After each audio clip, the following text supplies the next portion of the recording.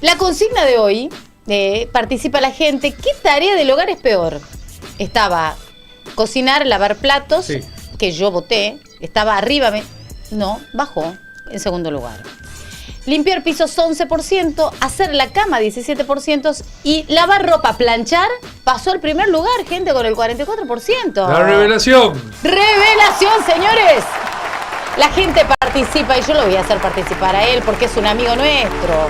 ¿Cuánto aprendemos de este amigo nuestro? Yo les deseo un amigo que te diga qué hacer en momentos complicados económicos que vive la Argentina, pero hay tips para salir. Tips. Sí, yo empecé a seguir los tips hace muy poco. Si hubiera seguido hace mucho, la cosa hubiera estado mejor.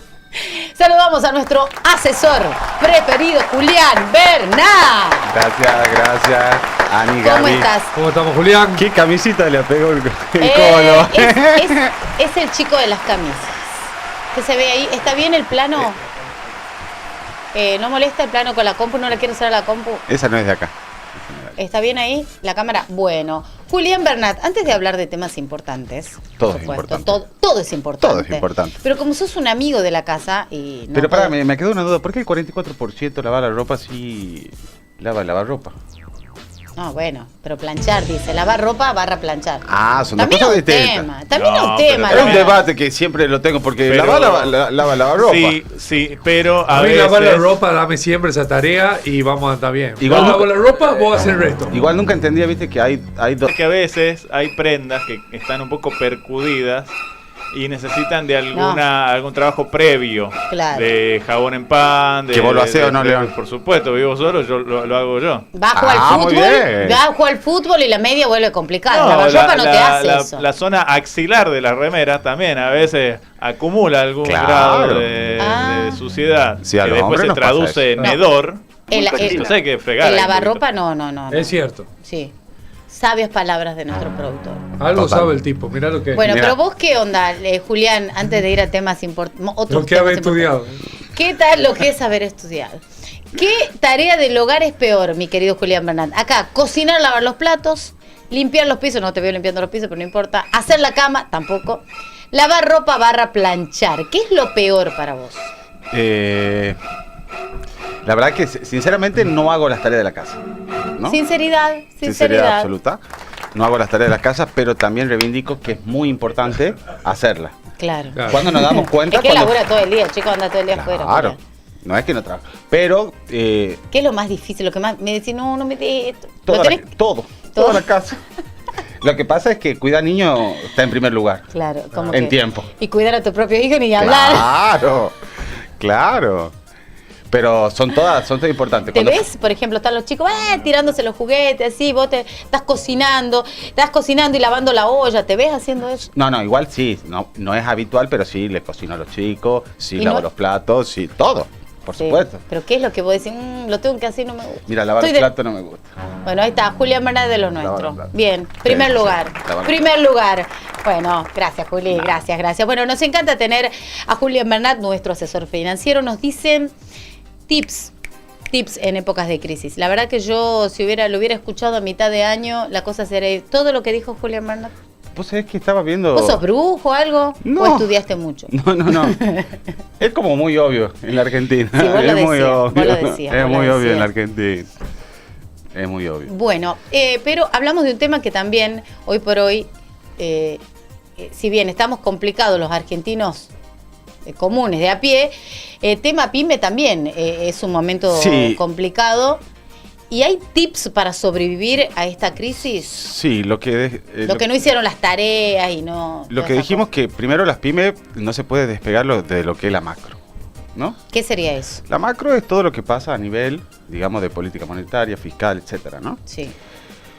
Un dato que es... No es una burbuja, mi pyme, otro mundo. Claro. Bien. Un dato que sí es clave tener, que se aceleró el proceso de depreciación del peso. ¿Cuánto van creciendo los dólares financieros en lo que va de este mes? 20%. Claro. ¿Te acuerdas que íbamos a tener... ¿Cuáles son los dólares financieros? ¿Te acuerdas que íbamos a tener un cierto veranito cambiario? Sí. Pero también dijimos que mínimamente los dólares se tienen que ajustar por el nivel de inflación, para que no quede tan atrasado.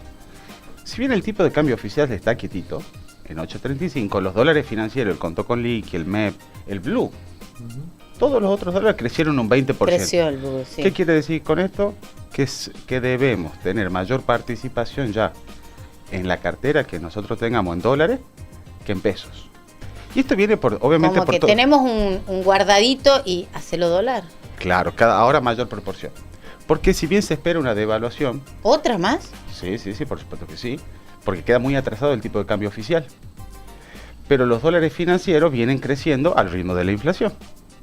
Lo cual, en esa cartera, mayor proporción de lo que son dólares. Bien. Bien, perfecto. Seguimos con la misma situación que las tasas reales son negativas, lo cual, sin invertir en plazo fijo. Tasas reales, o sea, digamos, tengo la platita y la meto en plazo fijo y no te está conveniendo. No, 110 es el plazo fijo contra una inflación. Proyectada de 200, acá lo tenía, 213%. Eso es lo que dice los datos oficiales del mercado. Ay, Dios. Así que no conviene. Y no, obviamente, no conviene, o sea, pasamos limpio. No conviene en plazo fijo, colchoncito. Totalmente. Es mayor en dólares. Bien. ¿No? Y lógicamente la recesión se va profundizando. Los datos ya desde diciembre marcan, una caída importante. Vamos a decir una que es la general, que es el comercio minorista, que estamos hablando de un 13%. Es muchísimo. Sí. También hay una caída real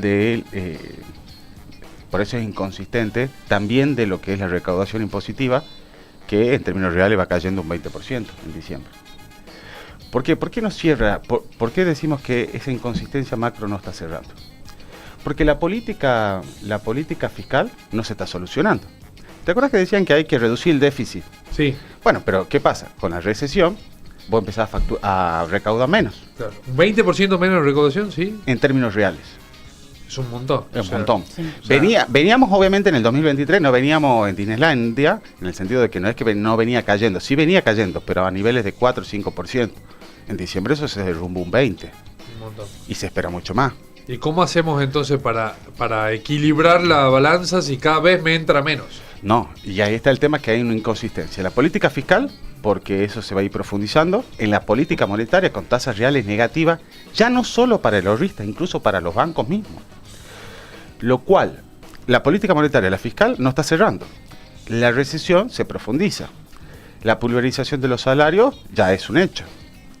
Entonces, en la macro, sí, ya no es solamente los trabajadores y las pymes, es el capital en sí. Porque esa desregulación también, lógicamente, va a impactar en todo. Entonces, por eso es que el plan no cierra en todos sus puntos. En todos sus puntos no cierra. Y por eso también los dólares financieros van creciendo. Sí. Porque ni siquiera se está creyendo en el peso, digamos, obviamente eso ya venía pasando, pero pensamos que después de la devaluación íbamos a tener 45, 60 días donde el tipo de cambio se iba a mantener estable. El oficial obviamente está estable, pero los dólares... ¿Cuánto era que? 8.40. Ajá. 8.40 más o menos. Desde que devaluó se ha mantenido estable. Sí. El que subió es el Blue. Sí, lo que sí sabemos ya con el diario del lunes, que nos decían que en realidad ese tipo de cambio, de equilibrio, estaba más cercano a los 1.000 pesos. Vamos a ser sinceros, a hoy, a 8.40, está lejos. Es lo que decíamos, que por ahí la gente decía, no tiene que estar tanto, pero ese dólar está claro que está lejos de estar en un punto de equilibrio. Claro. Por eso no se puede levantar el cepo. También porque tenemos una crisis de deuda y no se pudo tomar dinero para poder hacerlo. Es decir, la macro no está cerrando. Ahora, bajado a las pymes, hay algunos tips que sí lo habíamos mencionando, pero vamos a poner foco. Sí. El país está en una posición de shock o de gradualismo. De shock. Por lo tanto, sin hacer gradualismo en los precios. O sea, pasemos limpio, estamos hablando de pymes, estamos hablando de tips para sobrevivir, no alejarse de la macroeconomía, de la realidad del país y el tema gradualismo. Yo tengo mi negocio, vendo mates. Entonces estoy en un lugar turístico, vendo mates y la verdad que le voy a aumentar, voy aumentando de a poquitito para que no. No, es con shock. ¿Por qué? Aparte.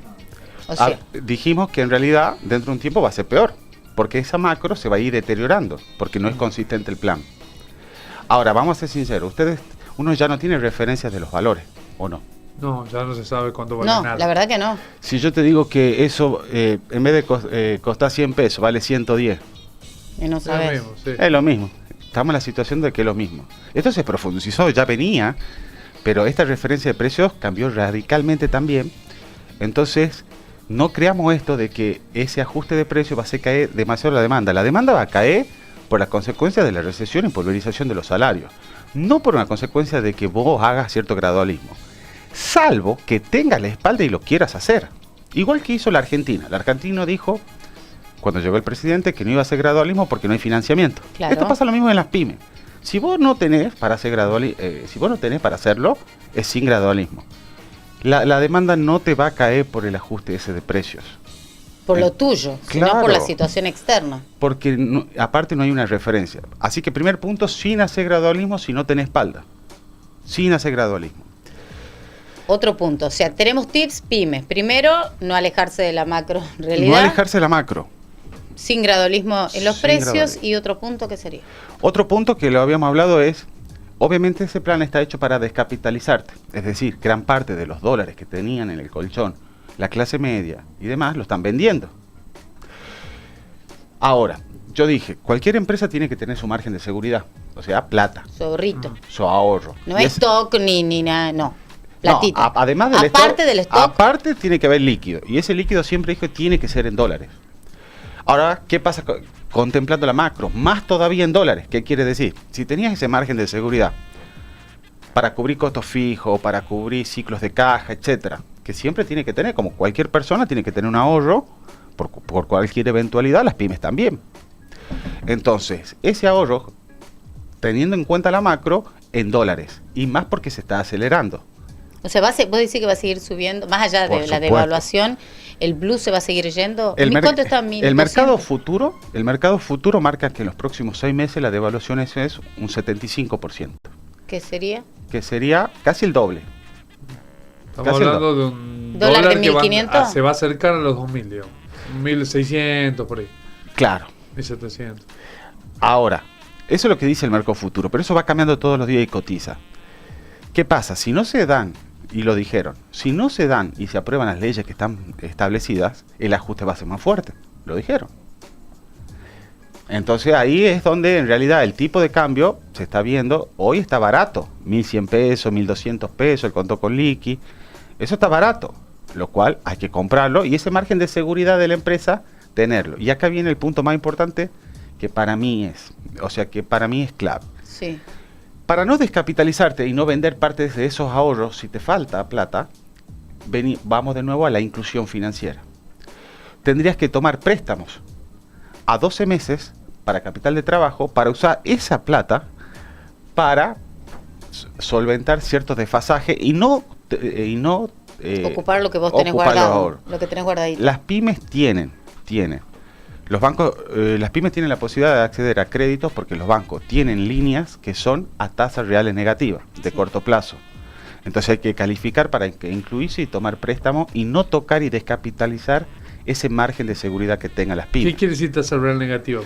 Porque, por ejemplo, hoy los bancos están obligados, lo que se llama tasa de inversión productiva, a ofrecer una tasa que está regulada, no subsidiada, regulada, y esa tasa, por ejemplo, hoy está a 12 meses a 124%. Sí. Contemplando la inflación, esa tasa es negativa. Entonces, si vos tenés tu margen de seguridad del negocio para cubrir cualquier eventualidad en dólares, sin quemar los dólares, y de última tomás préstamos. A lo sumo después, si te va mal en el negocio, sí lo venderás de todas maneras. Claro. Sí. Pero lo último que se tiene que tocar es ese margen de seguridad de la empresa para cualquier eventualidad. Bien. Entonces, sin descapitalizarte, sin hacer gradualismo, y otra que es clave, es hacer costos. ¿Qué punto es ese? Claro, porque las empresas no tienen, las personas y las empresas, y las pymes, no estamos acostumbrados a hacer nuestro estado de resultado, cuánto tenemos de ingresos, cuántos son nuestros gastos fijos, sí, nuestro gasto variable, sí, y tenemos que tener eso para ver dónde podemos cuidar margen. Sí, porque ahí también va incluido el sueldo que le pagás al... Ese es un punto aparte. Obviamente, la mayor incidencia generalmente en cualquier negocio son los sueldos. Y ahí viene el problema que dijimos. Porque si vos haces gradualismo, pero tenés que ajustarle a tu empleado, perdés margen. En un tiempo vas a estar peor.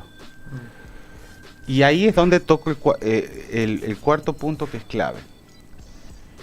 ¿Qué pasa si esto se sigue empeorando la macro? En definitiva, tenés que juntarte con tus colaboradores. Porque claramente los empleados no quieren perder mayor poder adquisitivo. Pero si no, y ahí viene otro punto que es clave. Yo decía, en los bancos, por ejemplo, si todos dejaban los plazos fijos UVA, ¿quién paga el ajuste? El banco. Bien, si vos... Cosa que ya no se puede hacer ahora. Ahora, si vos aumentás los sueldos a los empleados, como tiene que ser para que no pierdan, o relativamente para que no pierdan, y vos no podés trasladarlo al precio, ¿quién paga el ajuste? Vos. El dueño de la pyme. Y ahí digo que, ojo, porque el dueño de la pyme no tiene que hacer un acto heroico, porque en lo profundo tiene que ser responsable. Si paga el ajuste el dueño de la pyme, que obviamente lo va a hacer, pero tiene que hacerlo en menor medida, porque si no, te vas a encontrar después en una situación compleja que no puedas ajustar los sueldos. Y ahí es donde digo que los que son dueños de las pymes hoy más que nada tienen que tener un liderazgo, como otro punto clave, sí, un liderazgo más comunicativo con la gente que sus colaboradores. Porque vamos a ser sinceros, cualquier situación financiera en la familia te pone de distinto humor. Claro, y claro, hoy por hoy vos decís, bueno, a ver, se compraba, trasladando en un hogar, ¿no? Vos decís, bueno, a ver, se compraba comida 3 veces a la semana, sí, a la noche. Decían, bueno, 3 veces a la semana compraba comida, y hoy por hoy decís... Y ante esta situación, y ya no vamos a comprar comida 3, 4 veces a la semana, capaz que una vez a la semana, ¿me entendés? Como que uno empieza con la comunicación con la familia, mirá, no se puede hacer, hablando de los chicos, hablando de todo. Uno empieza a ajustarse en su propio hogar. Porque decía yo que el dinero es sumamente importante. Sí. Se traslada la situación financiera de las personas, las pymes. Sí. Impacta directamente en el estado de ánimo y directamente en la productividad en los negocios. Entonces vos tenés, por un lado, el dueño de una pyme que está estresado por la situación, pero también tenés las familias que trabajan, los colaboradores que también. Claro. Entonces estamos todos en la misma situación. Y eso genera un gran problema. Si bien no veníamos con índice de inflación bajos, pero de repente aumentó demasiado. Ayer veía la prepaga, me aumentó un 100%. Problemón. De repente un 100%. Es un montón. Entonces, hay muchas cosas. Entonces, yo lo que digo es que como líder, uno tiene que, en este momento, una comunicación más fluida con la gente, porque quizás, imagínate que tiene que estar pensando ya no solo en trabajar, sino cómo llega. Claro. Entonces, hay una situación compleja y esperemos que mejore. Yo no visualizo que vaya a mejorar. ¿Que este año? No, por supuesto que no. Hasta que no cambie la consistencia de la macro, que no cierra por ningún lado. Claro. No cierra por ningún lado. ¿Qué tendría que pasar, por ejemplo? Hablando gente común, nosotros que no manejamos. ¿Qué tendría que pasar, por ejemplo? Si pasa esto, entonces hay una luz en el final del túnel. ¿Cómo cerramos la consistencia de la macro entonces? ¿Cómo se genera? Sí. Lo que pasa es ¿Cuál es la luz al final del túnel? Lo que pasa es que quizás ahora con el arreglo... Del Fondo Monetario. No el arreglo, pero que se entienda esto. El crédito. Debe, más allá del crédito, que entienda que, por ejemplo, las tasas reales no pueden ser negativas. Ni para los bancos ni para los ahorristas. Claro. Porque para que funcione la economía tiene que haber inversión. Y si vos destruyes el ahorro, no va a haber inversión. Una de las condiciones que va a poner el fondo es que esas tasas reales sean positivas. Entonces, tiene que hacer un plan de consistencia, porque es verdad. A ver, cuando llegó el presidente, yo dije, teníamos 2 problemas que se acumularon. Sí. La crisis de peso y la crisis de la deuda. Sí. Las 2 cosas. Situación particular que tuvo, porque en realidad generalmente cuando llegaron, ejemplo, cuando llegó, no sé, Néstor Kirchner tenía un problema de deuda, de la crisis de la deuda porque habíamos defaulteado. Sí. Acá tuvo los 2 problemas, pero yo entiendo que la macro, cuando la diseñó, para mí no es consistente, pero ya con los datos no es consistente. ¿Cómo pensás reducir el déficit fiscal con una recesión profunda y una tasa de inflación elevada? Vas a recaudar muchísimo menos. Esa inflación elevada, para los que les gustan el déficit fiscal, los bonos que están colocando al ser, no es lo mismo que pague 100 más la inflación, que la inflación sea un 10. Entonces, ¿cuánto tiene que colocar un bono? ¿Cuánto tiene que pagar el Estado cuando coloca un bono? 110. Claro. Pero si la inflación es un 30, tiene que pagar los bonos a 130. ¿Se acuerdan en su momento que Moreno se pizarreaba el tema de la inflación? Sí. Era para no pagar, básicamente era para no pagar los bonos al ser, porque ajustan por inflación. Claro, sí. Después hubo juicios. Moreno demonizado, el demonizado Moreno. Igual yo lo voy a reivindicar, porque lo reivindica Milei. Milei dice, uno de los muchachos que más sabe, que respeta muchísimo, es Moreno. Claro. Porque Moreno tiene dos cosas. El que sabe de economía lo entiende. Sabe de economía y tiene calle, las dos cosas. Claro. Y él lo dice, con Milei, de hecho eran del equipo. Pasa que Milei tiene la teoría sola, y la teoría encima volcada a países del primer mundo. Claro. Estamos lejos. Los sueldos del primer mundo. Lejos. Y aparte él está casado con una teoría que es marginal dentro de las escuelas económicas, ¿no? Que es la escuela austríaca. No es que es un Chicago Boy, es la escuela austríaca. Claro. Pero y para la gente que no sabe lo que es la escuela austríaca y que lo escuchamos mucho en estos últimos tiempos, ¿cuál es la característica? A ver, acá siempre hay que entender que sería una pregunta. ¿Viste cómo te dicen qué está primero, el huevo o la gallina? Sí. Bueno, ¿qué está primero, el capital o el trabajo? Siempre es la gran pregunta. Y hay dos corrientes. El que dice que primero el capital es lo más importante y a partir de ahí se genera, y está lo otro, que dicen, no, mira, primero está el trabajo y después el capital.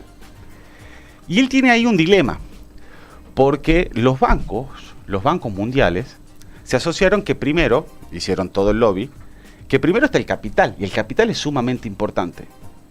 Y están los del otro lado que dicen que el trabajo es importante y genera riqueza. Hay un punto en el medio seguramente, ¿no? El capital de por sí no genera riqueza, ¿no? Pero obviamente hay toda una corriente que dice que sí. Pero ¿quién instala eso? Los bancos, porque ¿cuál es su mercancía? El dinero. Claro. Más vale que van a instalar eso. ¿Y por qué? ¿Por qué? ¿Y por qué no se cierra el Banco Central? Y lo ponen a caputo incluso. Porque en definitiva, imagínate que toda esta corriente, que estamos hablando de poderoso, lo que menos quieren hacer es eliminar la mercancía principal que consideran que es el dinero. Claro. Sí. Y ahí tiene el dilema Milei cuando asume, y de hecho por eso no lo va a poder hacer, porque lógicamente toda esta corriente es muy fuerte. Todo el mundo funciona así, que son dos muchachos, el Estado y los bancos. Y la mercancía de los bancos es el dinero. Y son los dos muchachos que funcionan así en todo el mundo. Está la parte de, por ejemplo, Moreno, que él habla y él le da más importancia al trabajo. Claro. Y ahí hay un punto, por eso que la armonía entre los dos factores productivos. ¿Qué viene a hacer Milei? A romper esa armonía. Porque ya ni siquiera le sirve al capital. Claro. No le sirve ni... lo que está planteando Milei, porque si le serviría a alguien, vaya pase. Pero vamos acá a Tucumán. ¿Le sirve a los trabajadores y al dueño del capital, ejemplo, un ingenio, la importación? Claro. No le sirve. No. Es el problemón de hoy. Y yo siempre voy a decir, esto no es un problema económico, es un problema ideológico. El que cree que esto es un problema económico, está totalmente errado. Porque ¿qué va a pasar ahora? Se va a juntar el dueño del capital con incluso los trabajadores. Sí. Porque ¿qué pasa? Cuando te va bien, el dilema está quién se lleva la mayor proporción, el capital o el trabajo. Claro. Capital. Generalmente eso más o menos está parejo. Sí. Pero cuando te va mal... La famosa búsqueda del 50 y 50 del peronismo, que no se llega generalmente nunca. Que los últimos 8 años se agrandó la brecha, o sea, estaba más o menos parejo y ahora desde hace 8 años Pero si te va mal, vamos a la industria que nosotros somos más representativos acá en Tucumán. La pregunta es, cuando le vaya mal, ¿se va a juntar el capital y los trabajadores? Por supuesto que sí. Sí. ¿Qué viene a hacer? ¿Cuál es la teoría que viene a aplicar? Que yo no la estoy juzgando, estoy diciendo solamente lo que yo considero viene a romper ese movimiento organizado.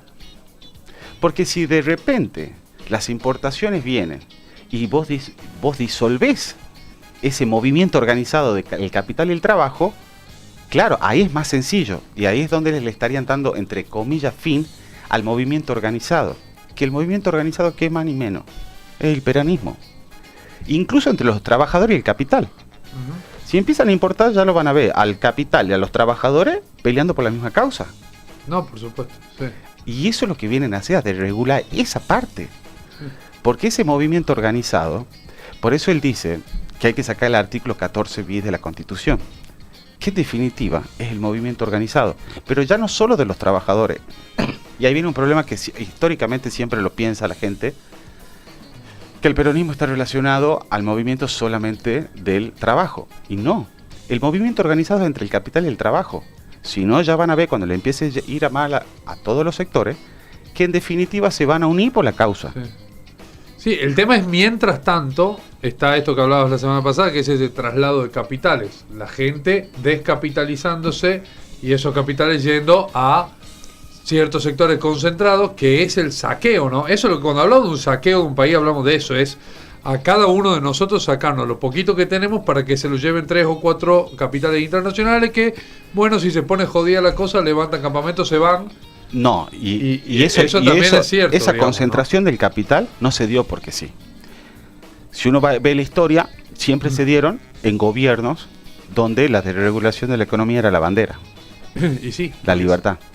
Y ahí se concentraron los capitales. Ahora, yo creo que igualmente no va a terminar pasando porque, en definitiva, ¿cuál es nuestra estructura productiva? Nuestra estructura productiva tiene que ver mucho, pero en el mundo también, con las pymes y sus trabajadores. Vos no podés atacarlo completamente. Incluso, yo creo que, imagínate que el que tiene incluso una farmacia. Una farmacia. Con toda la situación de ahora. Imagínate que ahora lo que están planteando es que un súper, los grandes, puedan venderlo. Sí. ¿Qué cree que va a pasar con todos los trabajadores que están incluidos, incluso el capital y los dueños de la farmacia? ¿Qué cree que van a pasar? Primero, no le van a poder pelear.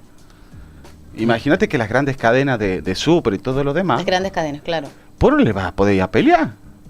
Ahora, ahora, ¿lo va a aceptar el capital a todo eso?